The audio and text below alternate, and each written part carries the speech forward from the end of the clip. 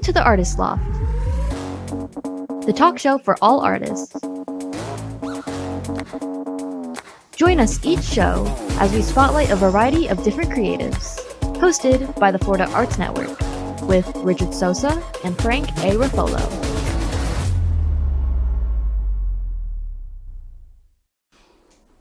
Hi, everybody, and welcome back to the Artist Loft. I am Richard Sosa. I'm Frank Ruffolo, and we are here at Sunscape in Boca Raton, a assisted living facility, and we're doing a remote podcast at an art show.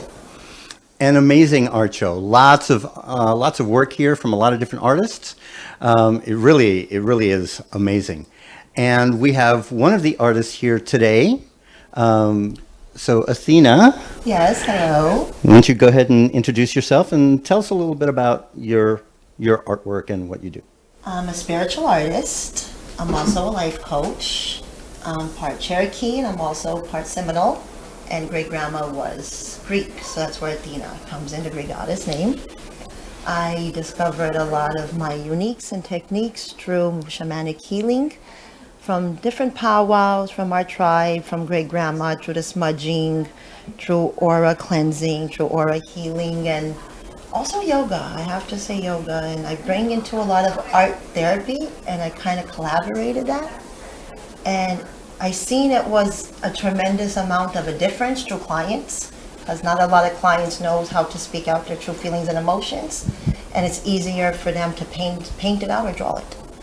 Yeah, and Athena and I, we've had some talks about some of the stuff that we do, because I am an actor and an acting coach, and a lot of times I help students work through issues through the characters that they develop, and she does it through her artwork, which is really amazing. It just goes to show you how powerful art can be to the soul. Oh, of course, it's very much healing.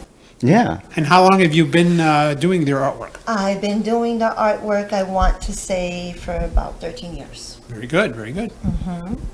I've been doing life coaching, I want to say, since about, I was doing that for 13,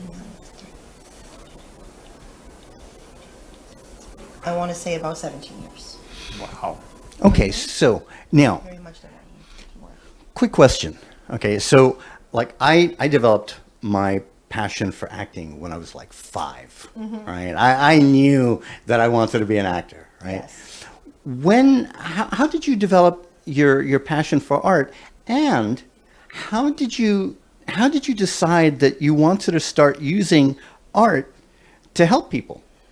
Well, I'm going to be honest with you. It's actually a very touchy situation, but I'm going to explain it. When my father passed away from swine flu, unexpectedly. I'm sorry. Okay, and we liked it painting together, very much so. So it bring a therapy to us to be closer, and then I took that self-healing and I wanted to bring it to others. Ah, okay. Yes. All right. Yeah, and it's a lot of it is very similar with me, how I realized how I was able to work out some of my issues through imaginary characters. Because it's now, correct me if I'm wrong, right? Yes. But it's kind of like a safe space It is a for safe somebody. space, yes. So if you're doing it either through development of a fictional character or on a canvas, it's you're taking all the stuff that you're trying to work out and you're putting it somewhere else. Yes. Like you're internalizing it, but you're not at the same time, Exactly. right? You're painting the picture to what you can't feel, but you could see it for that moment. Yeah, because a lot of times you can't express into words No, a lot of people. what it is that you're feeling. I know that I've been there before, where I'm so overwhelmed with my emotion and stuff like that. It's like trying to verbalize it. Not a chance. Right, and authors do the same thing. They put all their feelings into their characters. So every character an author writes is a little bit of the author. Yeah. Yeah. I absolutely believe that. Yep. But I think that would be the case for all creatives in general. Right. They put a little bit of themselves in their work. Yeah, musicians as well. You know, but so why don't you show us? You brought a couple of your pieces. Why don't you show them to us and tell us a little bit about the different pieces? This one is the Tree of Life, and it's actually a piece that speaks out to me. You're going through the roots, you're going through the tough times, you're seeing things as dark, you're in the cocoon, you're lost, but on the other side the grass is greener, and you butterfly and you transition, and the changes comes, and the skies look brighter, and you use the crystals to use that energy path, and you use that wiring to energetic it, and you tune into that painting, and you see where you're at and where you're going to be. So you use the energy of the crystals and you put the energy right into your painting. Of course. Fantastic. And then I transition it myself to Frank for to be stable, to be clarity, for protection, and I have to be the truth for the yin and yang also. Yeah. So then, like the roots, for example, symbolize you being grounded. The roots are being grounded, but at the same time they're tangled. It's a biblical message in my roots, actually. They're little people that sing like free me. Okay. So it's basically, it's like, it's being toxic, but at the same time it's being released through the pathway. You just have to find it. Yeah. Yeah. It's And like if though you're just hidden and lost. and isn't that always the case? You know, Always. trying to find our own way. Exactly. Yeah. And it's one of the things that I've told a lot of my acting students is that because we talk about human nature, we talk about life, because it's all that's acting is all part of that, right? So art imitates life. Right. So when you're creating characters, you talk about how different people are going to react to different stimuli, you know, and different people will react differently to the same stimuli. And a lot of times, you know, life just starts throwing all kinds of stuff your way, and how you have to kind of be like water, right? So water's moving along, and boom, it comes in contact with a rock. Well, what's water do? It just kind of it goes around the rock, and it keeps going. And so in life, you have to be willing and be able to change direction when necessary. Of course. You know, if you're too rigid, you're just going to be miserable. You really are. You're just going to be miserable. That's what I like about writing, because when I create characters and they interact with each other, I have to write how each character interacts with the other character. So I'm developing two reactions at the same time. Yeah, and Stephen King, in his book The Craft, talks about writing, and he says that one of the things that he does is he develops his characters, and then he puts his characters in a situation, and he lets them work it out, which is really trippy as a writer. Because you know you're writing and all of a sudden maybe you start laughing at something that one of your characters just said. Well, you just wrote it, right? But you know it's funny how that works. You get very emotional when you have to eliminate a character as well. Oh, I know it, and it's funny because I was writing a screenplay for a film that I would love to do called Down Welcome Baby. And I was writing this wedding scene, and the conversation between the dad and the daughter during the daddy-daughter dance, you know, and stuff. And I'm typing and I'm crying. I'm like, oh my gosh, that's so beautiful, you know, and stuff. And I'm like, it's crazy, but that's what art does. That's what art does. It moves you. Yeah. It touches you. It does. And Yes. it touches people, it touches every person differently. Yes. One yeah. person could see a piece, and 6 or 7 different people could see it so differently. Yeah, somebody might see this, for example, and they might get a sense of hope, right? Others might look at it and they might think, "Oh my gosh, my life is in turmoil," you know. And so but eventually, they can get to that feeling of hope, and that's just how this stuff works. But you brought another piece as well. I did. This is actually one of my favorites. And the reason why, because it's called The Void.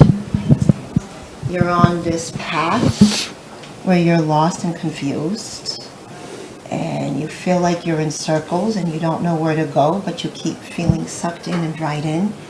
But the colors is there to let you know. And the crystals is there to let you know that it's not over. Keep on going. Keep on swimming. Yeah. Until you find you. Don't let the void suck you in. Use it for positivity. React with it. Yeah, and I noticed that in your work, you use a variety of materials. Yes. I mean, you don't just do paint on canvas. So The essence and the minerals are important. yeah, so tell us a little bit about that. Tiger's Eye is one of my favorites. That's for protection. That's this crystal here. This one Here, is I'm going to hold this up for the you. rose quartz is always stability, relationships. I use a lot of amethyst. I have amethyst here. I think the other piece has more amethyst. A lot of tiger's eye on here. And it's for protection, for the void. For you to be able to see where you're at and where you're going, and get those crystals and tune into it and meditate on it and transition to yourself. And how It's about like a feng shui. the wire? I mean, Wiring, it's energetics of crystals. So let's say you meditate too long with your canvas and you just feel worn out. You put it out in the sunlight or you put it out underneath the moon and it just rejuvenates itself. okay, So it's a feng shui pieces. gotcha. Like a lot of people put salt at their front door and they get the shamanic healing with the feathers and the smudges of the sage. That's why I made organic sands for this one. And this has cinnamon for protection. This has Himalayan salt for protection. And it's also made with black pepper for detox. So everything is organic. Oh wow. And these are things that are good for the body as well. Of course. Mentally and spiritually. Okay. Very interesting. So you have organic art. Yes. Organic healing art. Okay. So now, are there any stories that you can share about how maybe some of your art has helped people? So many different ways. I could go on, but I'll tell you one that touches me the most. Okay. And actually, it's very touching to me personally. There's a very good friend of mine, a client, and she came in very broken. She came in very lost, dealing with a narcissist relationship at the time, and fear for her life, and didn't know where to run to or where to go to, and didn't know who to trust, and didn't even know who to talk to. And it was very hard to speak in words. So we started doing art therapy, and then we started doing yoga sessions and breathing techniques. And then I made her an art piece to take it home and transition it, and to change how to release yourself out of that situation. Okay. So let me ask you then. In the process, do you do the art based on what they're experiencing, or do you show them how to do the art, or is it a combination of the? It's a little bit of a combination, because I do art therapy where I do let them do their own paintings, where I do let my clients do their own coloring. I let them do their own artwork freestyle, and then they'll come in, they'll bring it to me, and then we'll talk about it. And there's a lot of times I'll paint off of their aura colors, and I'll paint off of their emotions and feelings. Okay. All right. Yeah, because I've heard stories of people having, I don't know, I guess you could call them emotional breakthroughs with finger painting. Yes. You know, they're just Yes. getting on in there and actually interacting with the paint and the feel of the paint and all this other stuff. So there's truth to that then, I There guess. is truth to that because they're actually releasing a lot of aggression. They're releasing a lot of hurt through that. They're releasing a lot of pain, and they're unlocking a lot of deepest secrets that they need to release and unleash because Yeah. they bring on a lot of PTSD later. Okay, so PTSD. Yes. Right? PTSD can be brought on by so many different things. It's a wily topic, yes. Yes. When I was young, I knew people that were coming back from the Vietnam War and with PTSD. And I saw this one guy on the 4th of July, people set off like a couple of M80s, which are like these really powerful firecrackers. And without even thinking, boom, he hit the ground, right? And started looking for cover. And he started breaking out in a sweat, and he started panicking, started freaking out. And so in order to help them, I guess you would have to have them talking about their trauma or... We talk it through it, and at the same time, we do sound healing treatments, which is vibrational, a vibrational treatment. And it's vibrational waves that seeks through the mind, body, and spirit and releases. And through that, we also do breath work also. You do what? Breath work, Breath which is work. not gasping for air, but teaching clients how to breathe. Yeah. Oh, yeah. Because different breathing techniques will affect the vagus nerve, which helps with calming and relaxation Yes. and all this other stuff. So you do all of that stuff. You don't just have them throwing paint and stones and wire on a canvas. No. You have them doing all kinds of stuff. Yes. Yoga is one of them because it just helps releasing through the body, through the angelic fields. It's just a releasing, and it's an angelic feeling throughout the day to start off. And then I help them work with breath work, and then from there we go into sound healing treatments.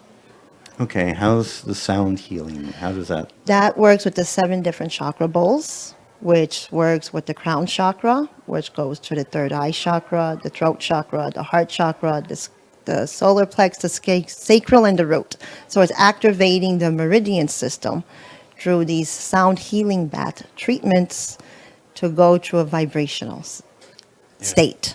Which is actually scientific. Tesla did some experiments on how different frequencies actually affect cancer cells.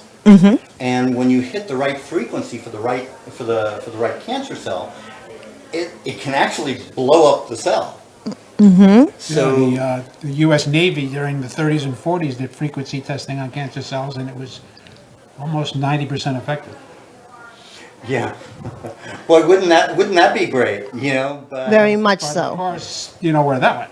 yeah, and don't get me going On on that. all that stuff because we want to keep it to art. But yeah, so you have the different bowls, and each bowl has like a different frequency. Different frequency, different sound. It's a therapeutic method of a sound vibrational healing that gets you into a calm mental state mode. Right. Because each frequency affects the The body, body in a differently, I different way. guess. Yes. Meditative. Yes. Yeah. Yeah. So I know you're new to the area, so Yes. where do we find your artwork? Right now, I'm opening up a location on 2200 Dixie Highway, but my website should be opened. Our grand opening is in September 1st, and my website is thespiritknows.com. That's Boca? I'm in Raton? Boca Raton, yes. Very good. All right, so thespiritknows.com. Mm-hmm. All right. All right, so, so now, but you employ other things as well. You have like this, a huge bag of tricks, I guess you could. Okay. I mean, they're not tricks, but you know what I mean. Yes. You have a lot of tools at Yes. your A varied disposal. portfolio. A varied portfolio. Yes. Yes, there we go. I like that better. I'm going back to my days. When I was a kid watching Felix the Cat. And his bags of tricks. I think I just dated myself. You did. I just dated myself. I watched reruns. I saw these cartoons on the History Channel. I'm not really that old. So You'll be moving in here real soon. I know, right? Beautiful facility, by the way. Yeah.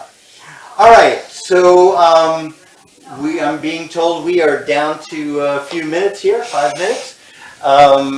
And Athena, thank you so much for taking time to talk to us. Of course, my About pleasure. what you do. Of course. We are the Florida Arts Network, and we want to promote all things art. Right? And today we were talking about how beneficial art can be to the soul, to the spirit, right, and to the body. And we have some things coming up. We have a networking event coming up on Wednesday, September 6th, from 6:30 until, I guess... Until they kick us out. Until they kick us out, yes. It's a combination networking event and celebrating my birthday, because my birthday is on September 6th. Yes, thank you. Happy birthday. I'm a Virgo, right? So we're having that coming up, and then That's going to be at the Pompano Hilton rooftop at Pier at Pier at 6 Pompano Beach. rooftop. Yeah, the Hilton Pier 6 rooftop, beautiful venue. We've had several events there, and it's really nice. And they even put a cover that's operated through a remote control in case it starts raining. So they give us a nice little section and stuff. So it's really nice. And then It's a free event, so come on down. yeah, it's a free event. Come on out. And then in October, we're trying to finalize a date, but it's going to be toward the end of October. We are going to have the Rose Warner Award Show. I guess now's as good a time as any to announce what the category is going to be. Yeah. The category for this year is going to be Best Performer in a Music Video. So we're going to start putting the word out. We're going to be looking for nominations, and then once we have the top 5, then there's going to be a second stage of voting, and then we will give the award at the Rose Warner Award Show, where we will have some performances and stuff like this going on. So it's a really fun event. So go to floridaartsnetwork.org, and when you go there, you can see all the stuff that we have coming up, some of the stuff that we've done, and we are a 501c3. So if you want to help our cause, bringing the arts to the youth and celebrating the artists that create it, please help us with a tax-deductible gift. We would really appreciate it. All right. And if you want to help sponsor our podcast, please go to our website, send us an email, and we'll send you details on how you can be a sponsor and advertiser on our show. That's right. All right. So, Athena, any final words before we go? It was a pleasure being here today. The art show is amazing with amazing people and artists and so much vibrant energy. Well, Yes. you're amazing yourself. Thank you so much, Frank. Yeah. All right. Well, guys, thanks so much for tuning in, and we'll see you all next time. Take care. Thank you for watching The Artist Loft. Make sure to tune in next time for another great show. A show that was produced by Ant Media Productions and hosted by the Florida Arts Network with your hosts Richard Sosa and Frank A. Ruffolo.